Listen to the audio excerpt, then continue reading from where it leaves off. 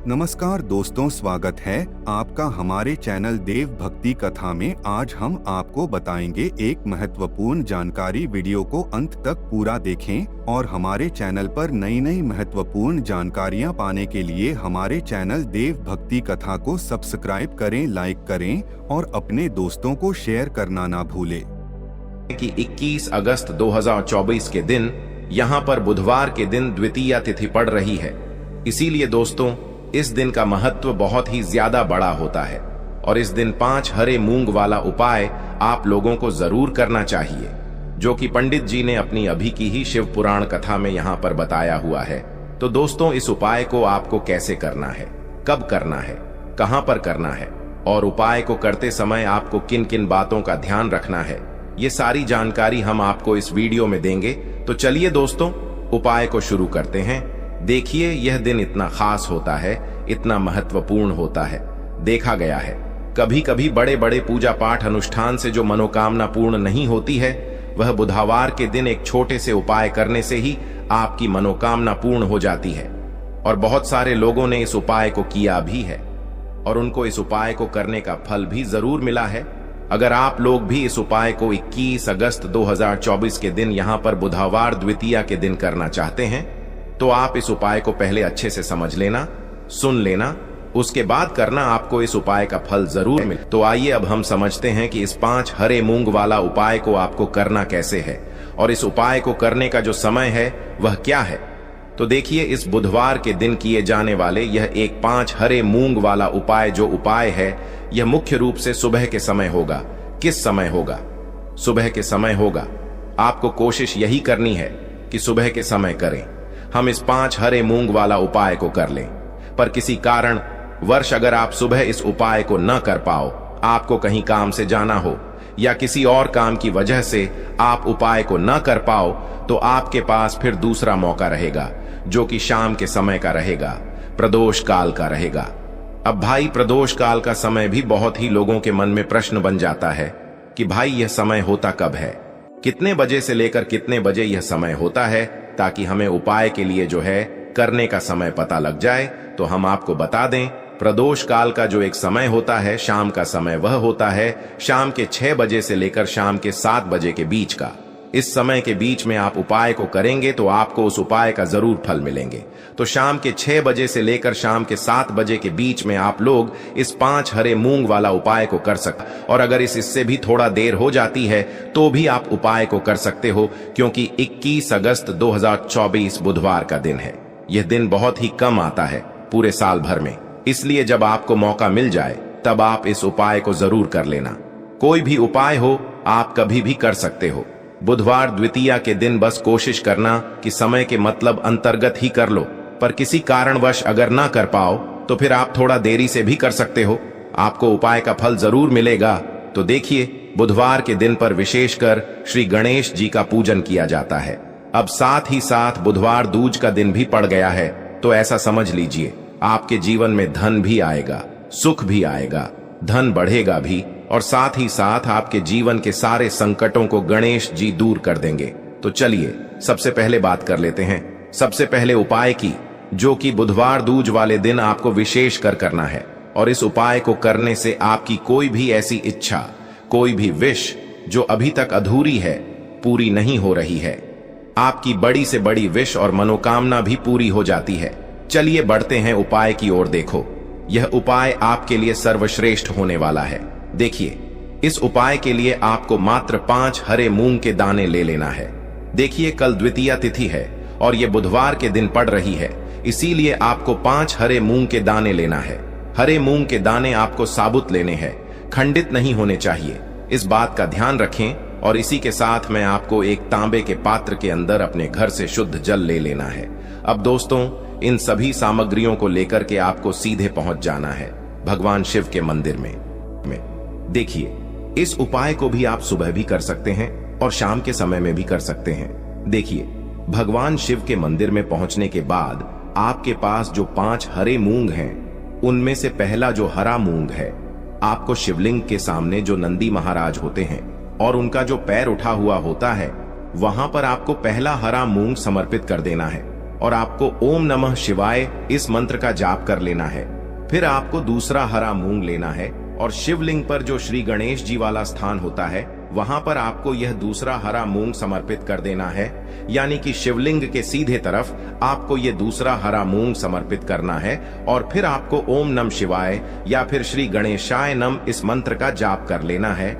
तीसरा हरा मूंग का दान आपको भगवान शिव की सबसे प्रिय पुत्री माता अशोक सुंदरी वाले स्थान पर समर्पित करना होगा।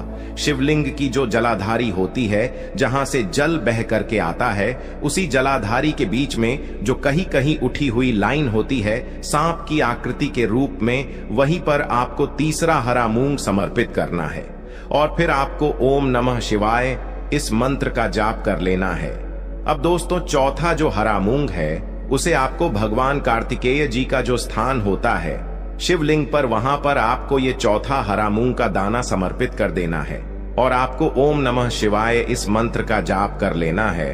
अब दोस्तों, आपके पास जो पांचवा और अंतिम हरा मूंग बचा हुआ है उससे आपको उससे जल के पात्र के अंदर डाल देना है और इस हरे मूंग से युक्त जल से आपको भगवान शिव के शिवलिंग का अभिषेक कर देना है। जल आपको बिल्कुल धीरे धीरे समर्पित करते जाना है और लगातार आपको शिव महापुराण के मूल मंत्र श्री शिवाय नमस्तुभ्यम इस मंत्र का जाप करते रहना है। फिर आपको शिवलिंग के सामने बैठकर, यदि आप अपने बच्चों के लिए ये उपाय कर रहे हैं, यदि आप अपने बच्चों की बुद्धि, ज्ञान और विवेक के लिए उपाय कर रहे हैं, तो उसके लिए आपको प्रार्थना कर लेनी है, या फिर व्यापार में वृद्धि करने के लिए ये उपाय कर रहे हैं तो उसकी कामना करते हुए आपको प्रार्थना कर लेनी है, या फिर अपनी नौकरी के लिए कर रहे हैं, या फिर अपने इंटरव्यू के लिए, या फिर धन की प्राप्ति के लिए कर रहे हैं। जिस भी कामना के लिए आप उपाय कर रहे हैं उसे परिपूर्ण करने के लिए आपको महादेव से प्रार्थना कर लेनी है और फिर आपको वापस अपने घर आ जाना है। पूज्य गुरु जी ने कहा है कि जो भी व्यक्ति इस उपाय को कर लेता है तो यकीन मानिए आपके जीवन की जो सारे संकट, कष्ट और बाधाएं ही वो सभी समाप्त होंगे। आप दोस्तों, हम जान लेते हैं चौथे चमत्कारी उपाय के बारे में, लेकिन ये उपाय विशेषकर उन लोगों को करना है जिनका व्यापार बिल्कुल भी ढंग से नहीं चल पा रहा है, या फिर जिनके घर में धन की परेशानी बहुत अधिक है, साथ ही साथ जिनका जो बुध ग्रह है वह कमजोर अवस्था में है, तो उन्हें यह उपाय करना चाहिए। बुध ग्रह को मजबूत करने के लिए आपको विशेषकर ये उपाय करना है। देखिए, इस उपाय के लिए आपको मात्र एक प्यारे सी बेलपत्र लेनी होगी। बेलपत्र जो है वह कहीं से भी खंडित नहीं होनी चाहिए। बेलपत्र यदि आपको प्राप्त नहीं हो पाती है तो आप भगवान शिव के शिवलिंग पर चढ़ी हुई बेलपत्र को पुण्य शुद्ध जल से धोकर के उपयोग कर सकते हैं। इसी के साथ में आपको मात्र एक हरा मूंग लेना है। हरा मूंग भी आपको साबुत लेना है, खंडित नहीं होना चाहिए, और इसी के साथ में आपको एक तांबे के पात्र के अंदर शुद्ध जल लेना होगा। अब देखिए, यह तीनों सामग्री लेकर के आपको सीधे पहुंचना होगा भगवान शिव के मंदिर में। यह उपाय आप सुबह से लेकर के शाम तक किसी भी समय कर सकते हैं। देखिए, सबसे पहले तो आपके पास जो एक बेलपत्र है उससे आपकी जो भी कामना है, चाहे व्यापार से जुड़ी हो, बुद्धि ज्ञान विवेक की प्राप्ति के लिए हो, आपके घर में सुख शांति को लेकर आपकी कोई काम न हो, जो भी आपकी कामना है उन्हें आपको बोलना है। और यह जो एक बेल पत्र है, सबसे पहले तो आपको माता अशोक सुंदरी वाले स्थान पर समर्पित कर देनी है। देखें, बेल पत्र की चिकनी साइड शिवलिंग से स्पर्श रहेंगी और इसकी जो डंडी है वो आपको जलाधारी की ओर रखनी है। इस प्रकार से आपको यह जो बेल पत्र है इससे माता अशोक सुंदरी वाले स्थान पर समर्पित कर देना है।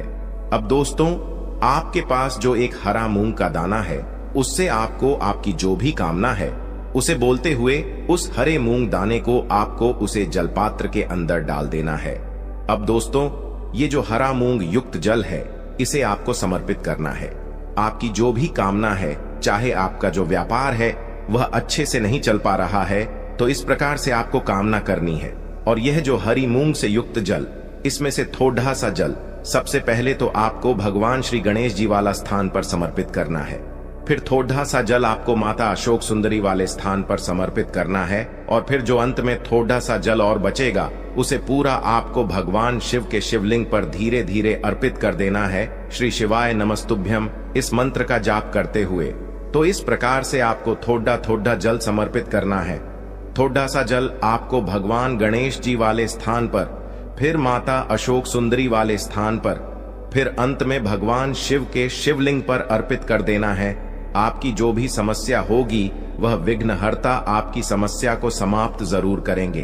अब हम बात कर लेते हैं तीसरे उपाय की। देखिए, इस उपाय के लिए आपको 2 दीपक लेने होंगे। दोनों ही दीपक आप मिट्टी के भी ले सकते हैं और दोनों ही दीपक आप शुद्ध आटा मढ़कर उनके भी तैयार कर सकते हैं। आटे के दीपक को सबसे विशेष माना गया है। अब दोस्तों, दोनों ही दीपक के अंदर आपको शुद्ध घी का प्रयोग करना होगा और एक दीपक के अंदर आपको गोल रुई की बाती का प्रयोग करना होगा और एक दीपक के अंदर आपको लंबी बाती का प्रयोग करना होगा। लंबी बाती वाले दीपक के अंदर आप मौली वाला जो धागा आता है कलावा का, उसकी बाती का प्रयोग भी आप लंबी बाती वाले दीपक के अंदर कर सकते हैं। देखिए, 2 दीपक वाला ये चमत्कारी उपाय केवल रात्रि में ही किया जाता है, इसीलिए आपको इस उपाय को बहुत ही ध्यान से समझना है। इसी के साथ मैं आपको 11 काले तिल के दाने लेना है और इसी के साथ में आपको मात्र 1 चुटकी हल्दी भी लेनी होगी। अब दोस्तों, यह सभी सामग्री लेकर के आपको रात्रि के समय पहुंच जाना है अपने घर में, जहां कहीं भी तुलसी जी का पौधा, तुलसी माता का निवास स्थान है, वहां पर देखिए दोस्तों, सबसे पहले तो आपके पास जो एक गोल बाती का दीपक, उसे आपको तुलसी जी के वहां पर प्रज्वलित करना है। दीपक को प्रज्वलित करते समय आपको ओम नमो भगवते वासुदेवाय इस मंत्र का 11 बार जाप कर लेना है। अब देखिए दोस्तों, आप जो 11 काले तिल के दाने लेकर के आए हैं, उन्हें आपको अपने सीधे हाथ में रखना है और जो आपने गोल बाती वाला दीपक प्रज्वलित किया है माता तुलसी जी के वहां पर, उसके ऊपर से आपको इन 11 काले तिल को घाटी की दिशा में घुमाना है। आपको अपना नाम और अपनी गोत्र को बोल देना है और फिर आपको इन काले तिल को उससे जलते हुए दीपक के अंदर डाल देने हैं। देखिए, काले तिल भगवान विष्णु के पसीने से उत्पन्न हुए हैं और जब भी हम यह दीपक बुधवार की रात्रि में प्रज्वलित करते हैं तो इससे हमें हमारे कर्ज में राहत मिलती है, हमारे जीवन में धन प्राप्ति के नए नए मार्ग खुलते हैं, हमारा अगर कोई भी कार्य रुका हुआ है तो वह भी परिपूर्ण होता है। देखिए, गोल बाती का जो दीपक है, विशेषकर हम माता तुलसी के वहां पर भगवान विष्णु और माता लक्ष्मी के निमित्त प्रज्वलित कर रहे हैं। इस प्रकार से आपको ये दीपक प्रज्वलित कर देना है। अब जो आपके पास लंबी बाती का दीपक है, 1 चुटकी हल्दी है, तो इससे आपको लेकर के पहुंचना है अपने घर के मंदिर में। आपके घर के मंदिर में माता लक्ष्मी की जो भी प्रतिमा ही मूर्ति है, उनके सामने सबसे पहले तो आपको ये लंबी बाती का दीपक रखना है। फिर आपको दीपक को प्रज्वलित कर देना है। दीपक को प्रज्वलित करते समय आपको ओम महालक्ष्मी नमः इस मंत्र का जाप करते रहना है। अब दोस्तों, आपके पास जो 1 चुटकी हल्दी है, उसे आपको अपने सीधे हाथ में रखना है और इस 1 चुटकी हल्दी को आपको उस दीपक के ऊपर से 11 बार घड्डी की दिशा में घुमाना है और आपको ओम महालक्ष्मी नमः मंत्र का जाप करते रहना है और इस 1 चुटकी हल्दी को आपको उसे दीपक के अंदर डाल देना है।